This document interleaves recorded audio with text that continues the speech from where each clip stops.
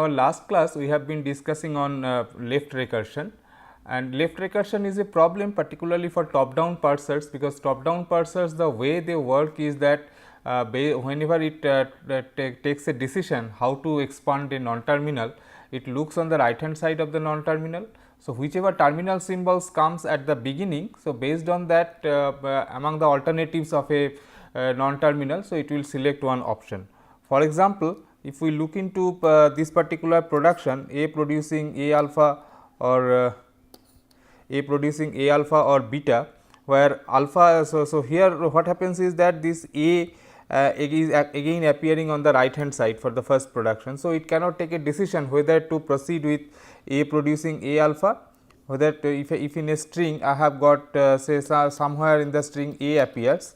So, in the next level, so whether this should be replaced by A alpha or not, so that is not known, because this will go on in a recursive fashion, because after this A alpha it will be replaced by A alpha alpha, and it will go on like this without consuming any further input. So, it will be expanding like that. So, that creates a difficulty. So, what is done is that we have to resolve this left recursion, and in our last class we have seen that we can replace this particular production by means of a pair of production, A producing beta A dash, where A dash is a new non terminal that is introduced into the set V n, and A dash produces alpha A dash or epsilon. So, we have seen that these two are equivalent. So, this single rule and this pair of rule involving A and A dash, they are equivalent. So, today we will first look into an algorithm by which it will be by which we will be able to resolve this left recursion from a grammar. So, we will be able to remove this left recursion completely. So, actually the type of left recursion that we have seen in the previous slide. So, here this is known as immediate left recursion. So, this A producing A alpha, this A producing A alpha. So, this is known as immediate left recursion, because it is appearing immediately. So, in the immediate right hand side of A, so this is appearing, but it may be the case that it does not happen immediately, but when it goes via a number of non terminals or number of rules, it jointly they create this left recursion. So, we will see one example for that. So, here you see that S producing A or B and A producing AC or SD or epsilon. So, here this so this left recursion, so this A is producing A, so there is no immediate left recursion here, but after that, so I can do an expansion like this, that S produces A, and after that I can apply this rule A producing SD. So, giving SD A. So, effectively the left recursion has got reintroduced into the set of rules. So, not only immediate left recursion. So, immediate left recursion can be resolved using the strategy that we have seen in the previous slide, but this type of collective or non immediate left recursions. So, they also need to be eliminated. So, for that purpose there is an algorithm that we can frame. So, this is for left recursion elimination. So, what it does is that it first arranges the non terminals in some sequence A 1, A 2, A n. So, in this particular case we have got two non terminals S and A. So, you can order them arbitrarily. So, there is no preference of ordering. So, somebody may order like this, somebody may order like this, but it does not matter whatever way we order it. Then it says for I equal to 1 to n, for j equal to 1 to I minus 1. So, first I equal to 1. So, it will be picking up the first production rule, and if there is a production like A producing A j gamma. So, we will be whenever we have got A producing A j gamma, we will be replacing it by the production A I producing delta 1 gamma, delta 2 gamma, etc., where A j produces delta 1, delta 2, delta k. So, if you have a production rule like A I producing A j gamma, and after that you have got a set of rules like A j producing delta 1 or delta 2 or up to delta k. If this is the situation, then wherever you have got this A I producing A j gamma, so this rule has to be replaced by this set of rules. So, A I producing delta 1 gamma, or delta 2 gamma, etcetera, up to delta k gamma. So, after that, so essentially what we are doing? We are replacing this A j here by this delta 1, delta 2, etcetera. So, this process may introduce some immediate left recursion. So, after doing this process may introduce immediate left recursion, like here we have got say S producing A A, and there is a production rule which says A producing S D, okay, where this so this is our A j. So, this with respect to this particular rule. So, this capital A is our A j, and our delta we have got only delta 1 is S d. So, if I follow this rule, so what will happen is that so S producing A j will be replaced by S d and gamma is A. Okay. So, as far as this example is concerned, gamma is A. So, it will be replaced like this. So, it will bring in immediate left recursion. So, if there is any in the set of rules, then it will eliminate this left recursion by the technique that we have seen previously, as we have seen in the last slide.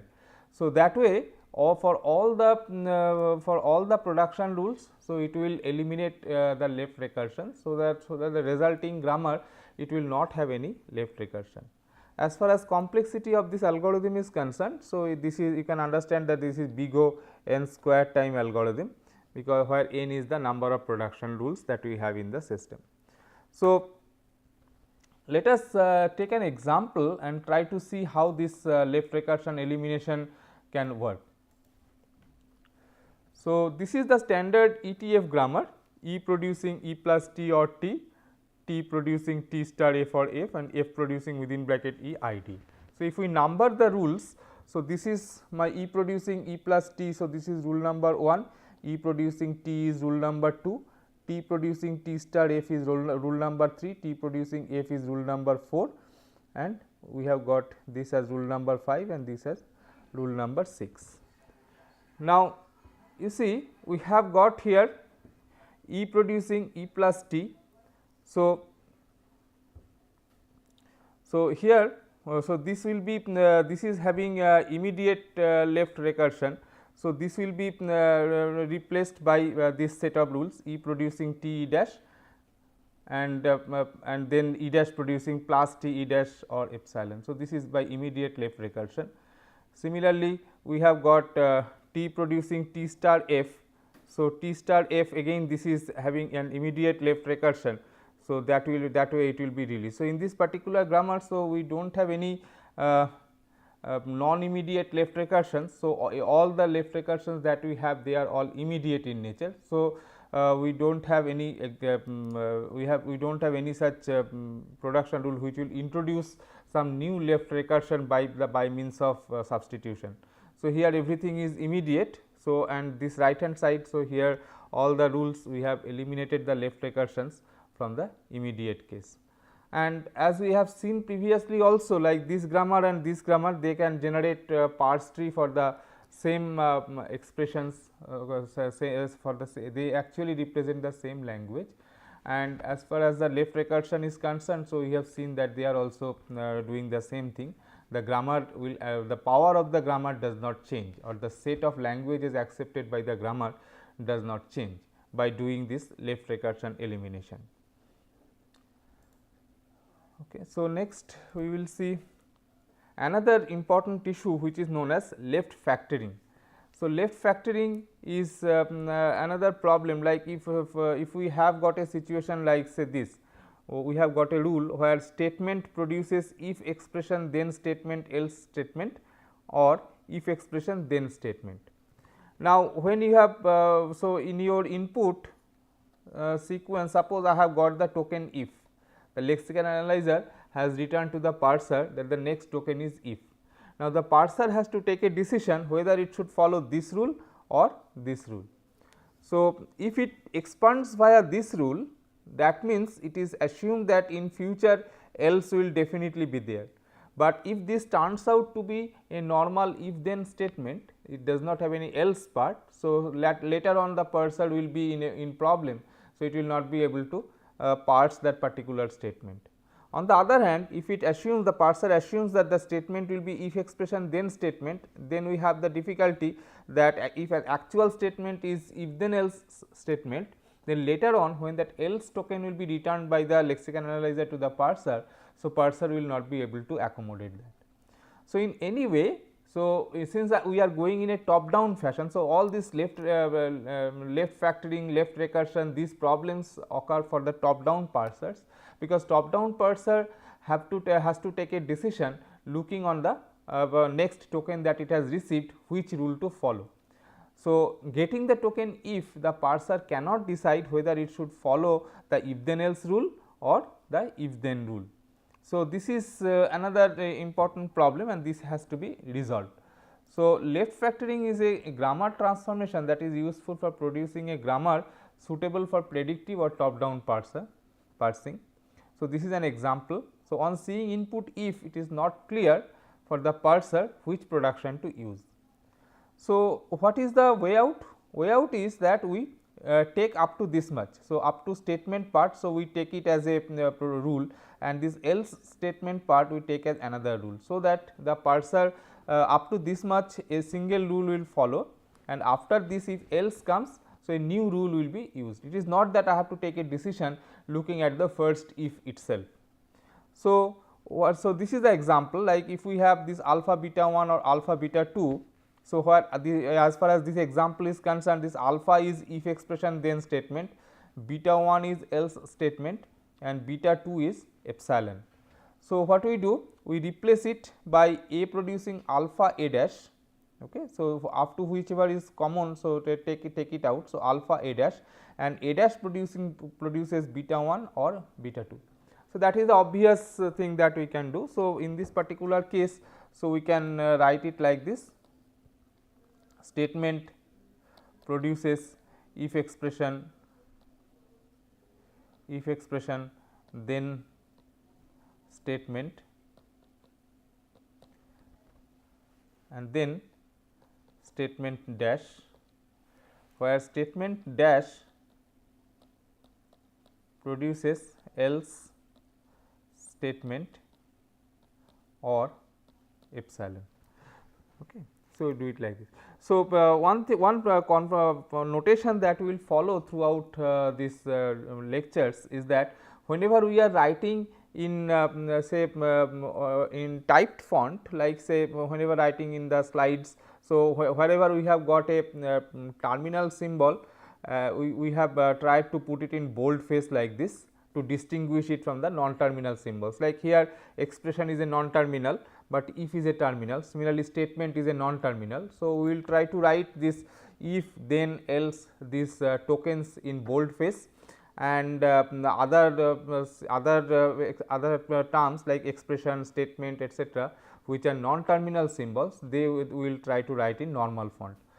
So, whenever there is a scope of confusion. So, if there is no scope of confusion, then of course, any font can be used. Similarly, when writing by our hand, so we will underline the tokens like this: if, then, else. So, these are tokens. So, we will underline the tokens by to distinguish them from non-terminals. Okay. We will underline the terminals to distinguish them from non-terminals wherever it is confusing. So, if it is not confusing, if it is straightforward, then we will follow the normal convention. Okay. So, the rule followed is you take out this alpha part separately. So, it is alpha A dash, and then A dash produces beta 1 or beta 2. So, we can do it like this. So, that is left factoring. So, this is the general algorithm for left factoring. For each non-terminal A, find the longest prefix alpha common to 2 or more of its alternatives. If alpha not equal to epsilon, then replace all A productions by A producing alpha beta 1, alpha beta 2 up to alpha beta n by this one, A producing alpha A dash or gamma, and A dash produces beta 1 or beta 2 or beta n. So, the simple rule. So, take out the longest prefix between a number of alternatives and take them out. So, this is that if then else grammar that is written in short. So, S produces if expression then statement, or if expression then statement else statement, or A, and E produces B. So, where A, B, these are terminals indicating some expression and all. So, that is not a concern here. So, here this there is a left factoring of this part. So, I, E, T, S. So, this part is common between this first rule and the second rule.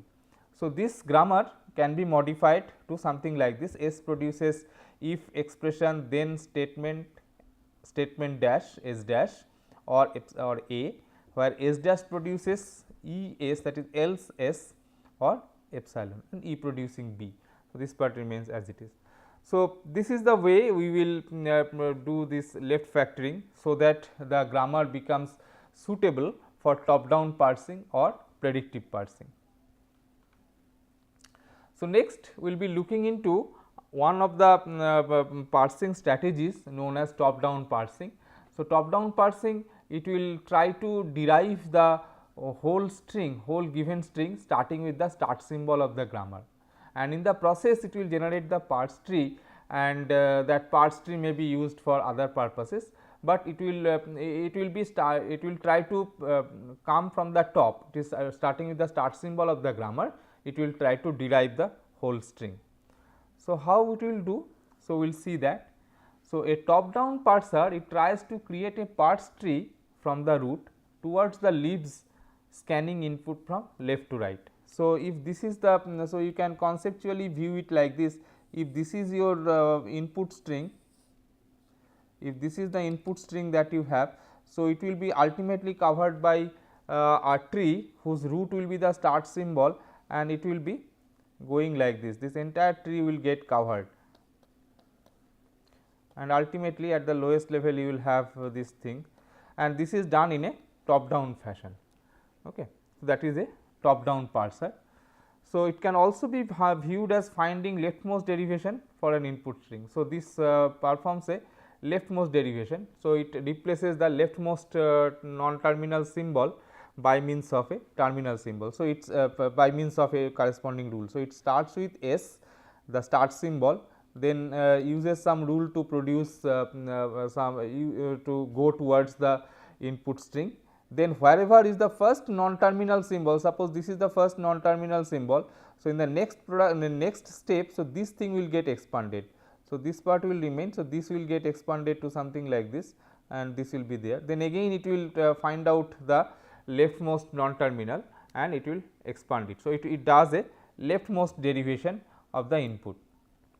So, suppose I have got this ID plus ID star ID. So, in a leftmost derivation, how will it be done? So, it will be starting with E as the start symbol, then there is only one rule that involves E. So, it is T E dash. Okay. So, T E dash. So, we have got so next terminal in the next production. So, I have to replace this T, because this is the leftmost non-terminal. So, this T will be replaced by F T dash. So, it becomes F T dash E dash, and in the next rule this F will be replaced and F will be replaced by ID. So, it is ID T dash E dash. Then this next this T dash has to be replaced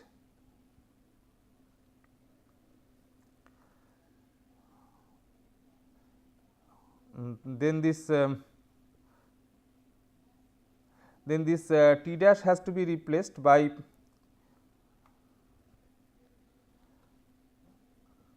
this rule, T dash producing star F T dash.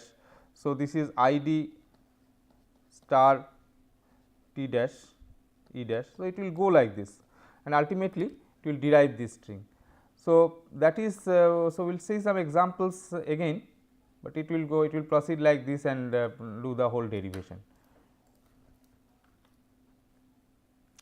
So, this shows the derivation E producing in a leftmost derivation T E dash, then in the next step this T is replaced by F T dash and E dash. In the next step this F is replaced by I D and this is T dash. Then in the next step this T dash is T dash producing epsilon. So, that is it is replaced by epsilon, and then this T produces, so this part is done. Now, this it goes to this E. Okay. In this E it this E dash is expanded by plus T E dash, and then it will go on like that. So, after that it is not shown here. So, this plus T up to we have derived up to this I D and this plus T E dash. So, it will be going on like that, producing the whole string. The rest of the derivations are not shown here. Okay. So, there are two top down parsers that we will look into. The first one in the category is known as recursive descent parsing. So, in a recursive descent parsing, it consists of a set of procedures. So, as the name suggests, so it is a recursive parser. So, it is a collection of recursive routine and it will try to recursively descend. As I said that it starts with the start symbol of the grammar and tries to derive the remaining strings, the final string. So, it actually in some sense it descends from the start symbol towards the final string. So, that is why it is called a descent parsing, and it is recursive descent parsing because it does it recursively by means of procedures which are recursive in nature. So, it consists of a set of procedures, one for each non-terminal. So, for every non-terminal we have got a procedure. Execution begins with the procedure for start symbol. So, whatever be the start symbol, so with that the execution will begin. So, from the main routine you give a call to the procedure corresponding to start symbol of the grammar. A typical procedure will look like this. Suppose the A is a non-terminal symbol in the grammar. So, A is a non-terminal symbol in the grammar. So, for that we have a corresponding procedure A, and no parameter needs to be passed here. So, because it does not return any value also. Now, this A may have several alternatives, like my production rule may be A producing x 1, x 2, x 3, x k, or y 1, y 2, y 3, y m. So, like that there may be several alternatives. So, what this parser is trying to do, it will first try to see whether using this rule it can reach to the final string or not. If it fails, then it will try with the alternatives, next alternative. If it fails, then it will try with the next alternative. So, that way if all the alternatives are exhausted and the final string cannot be derived, then there is an error in the input. So, input is syntactically wrong, input is syntactically wrong. Otherwise, it will say that it has got a derivation for the input string starting with the start symbol of the grammar. So, it will do like this. So, it will for a particular non-terminal A, it will select a production rule A producing x 1, x 2 up to x k, and for I equal to 1 to k, if x I is a non-terminal, it will call the corresponding procedure x I. So, as I said that say this particular rule, so E producing say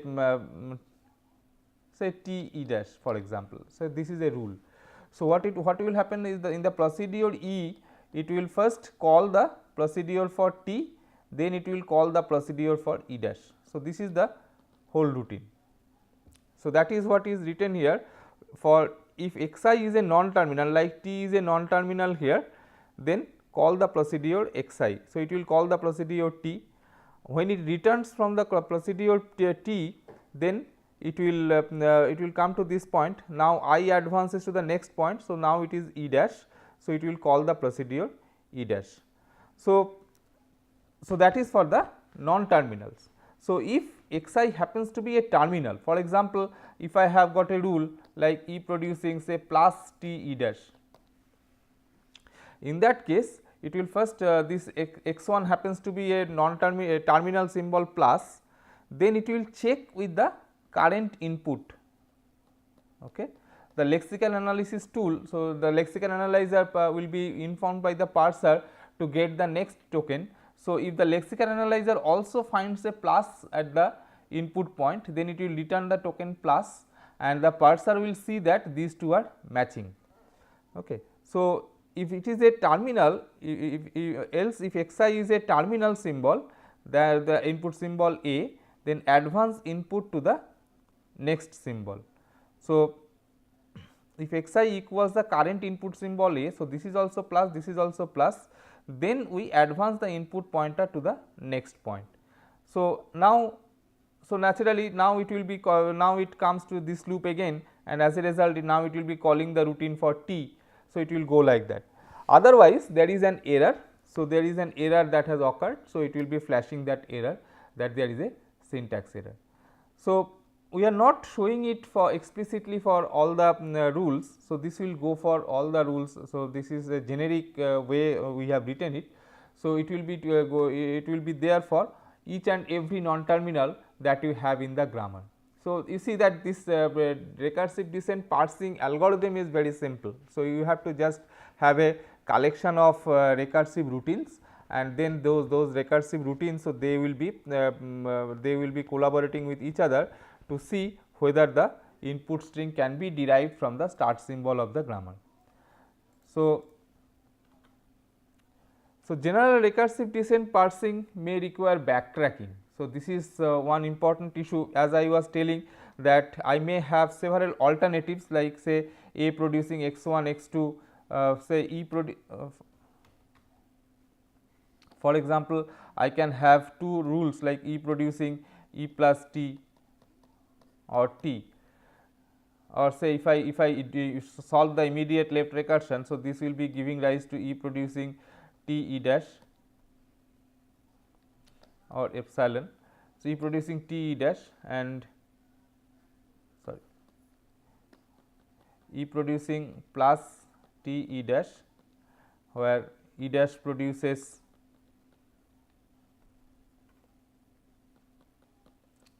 E or epsilon, so something like this. Then I may have some alternatives, like when say E dash, for the rule for E dash. So, it may call the routine for E, or it may be calling, it may do nothing. So, that way I can have several alternatives. So, if this alternative fails, then I will be working with the next alternative. So, that way I may have to have different recursive calls, and if one of the alternatives fail, then I have to call recursively the next alternative. So, this is that is why it is recursive in nature. But this recursiveness creates some problem also, because implementing recursive programs sometimes it is difficult. Now, it takes more time than a non-recursive version.